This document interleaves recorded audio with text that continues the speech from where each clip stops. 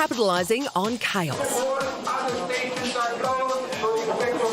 Uber is today refunding customers after it was accused of price gouging. Trips usually costing $40 surging to more than $500 in the wake of Sydney's train network crash yesterday. What is this? And it's far from a one-off. 10 years after Uber first powered onto the scene, why don't we have a little app where we can just push a button and a car appears in 5 minutes? price pain is shaping up to be the rideshare superpower's legacy.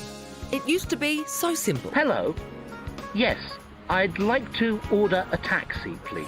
Now, with the explosion of rideshare apps, ordering a lift is the Wild West. The price surging and cancelled trips ripping off riders. I just constantly get the drivers cancelling on me.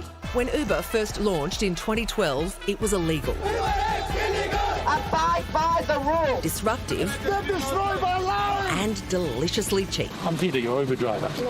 Uber's business model? Total market domination, running at a $34 billion loss until it crushed the competition. Unfortunately, we have seen a significant number of inequities in operating costs, entry costs and other factors that have made it difficult for taxis to compete. And while it hasn't completely crushed the taxi industry, it has forever changed it. Our taxis increasingly deregulated, some cabbies even setting their own prices, accused of going just as rogue as their Uber counterparts. Like misquoting how long the ride will take. There are definitely taxi drivers who are doing dodgy stuff, like trying to negotiate fares. In Victoria, it has been legalised for drivers to negotiate their fares with the passenger. This is something that here in New South Wales cannot happen. Otherwise, we will see more of what we saw yesterday. So, 130 million customers, $10 billion in bookings per month, and one woebegone taxi industry later. Are we really better off in this Uber-dominated world, or is it taking us for a ride? I'm a team taxi sort of a guy. I prefer Uber 100%. It's been so long since I caught a taxi, I don't really remember.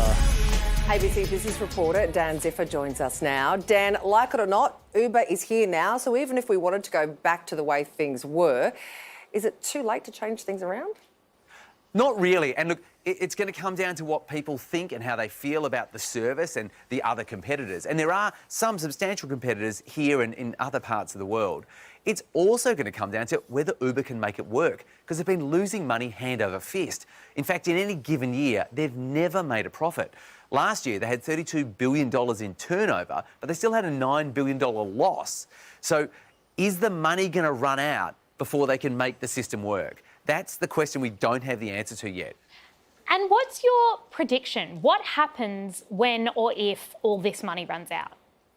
Well, if the money runs out, they'll just kind of split up. Other competitors will come in, smaller players will take over. At this stage, they are, the biggest in the world. And when you're big, you get these kind of effects and you dominate. You've seen that in food delivery, right? Where in Australia, they're already squeezing down. They're the number one player. We lost number 4. Number 3's gone. All of a sudden, you're getting down, down, down. So where you dominate, you have a monopoly, you can make a ton of money because you own the entire sector. Where it splits off and it doesn't work, you'll see this already. Fedora, gone. Deliveroo, gone. So when the competition cones down and you get down to just a few players, that's where consumers start to lose out because all of a sudden they can charge whatever they want. Now, I want to put you on the spot, Dan. You're dressed like you travel by a chauffeur, like a chauffeur-driven car. I've said that wrong. Chauffeur? Chauffeur. That's what I was trying to say. It's the first time you've said that word. I've never said it. I can't afford it, so I can't even say it. But are you team taxi or team Uber? I am team taxi. I like having more than one operator. I want there to be a diversity of competition in the space. That doesn't mean they're particularly bad. It's nothing against the service they provide, but they have a model that wants to dominate.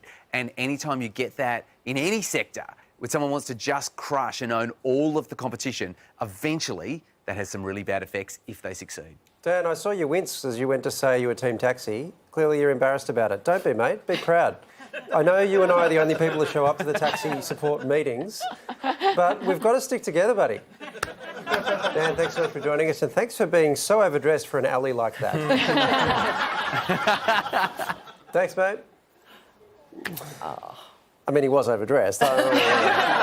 hip history standing there waiting for a taxi. That's why you wait for taxis. I just want to put this out there as well. Chauffeur. I can say it. There we go. The pressure got to me. Thank you, everyone. Panicked. You've changed, mate. 3 seconds ago, you were a regular guy. Well, now... I just quickly Googled it then, and now I've got the spelling right. I feel like the taxi industry did need a bit of a shake-up, but at the same time, it's pretty heartbreaking that they've had to, spend all this money on licences for their taxis, and now that's essentially worth nothing. There are some buyback schemes in some states. But they got screwed. There's no doubt. Totally screwed. Totally screwed. Is that why you're a taxi man? It's one of the reasons, actually. Yeah. I found the whole way that Uber entered that market really unconscionable. But also the whole idea of what they're doing, and they're not the only one, a lot of the disruptors do this, I think Amazon's similar, is they want to undercut, they're making a loss, they do that so they can just have a monopoly, and then at that point we all get screwed, because they just put, and I don't know, a regulated taxi industry just seemed like a better option than that to me. But then I agree with Sarah's point that it's when Uber came in, taxis upped their game. Their apps got better. They became more reliable in a lot of ways. And I'm back on the taxi. You're back on taxi? I'm back on the taxy. I've been cut down by Uber too many times, cancelling on me, surge. Well, the golden days of Uber, when they used to give you a bottle of water, a mint. They'd probably brush your teeth if you asked them. With a little hat who got out and opened the door. You know what he was? A chauffeur. For Uber statement, please visit our website. There it is. Just had to wait for it to lodge. Great.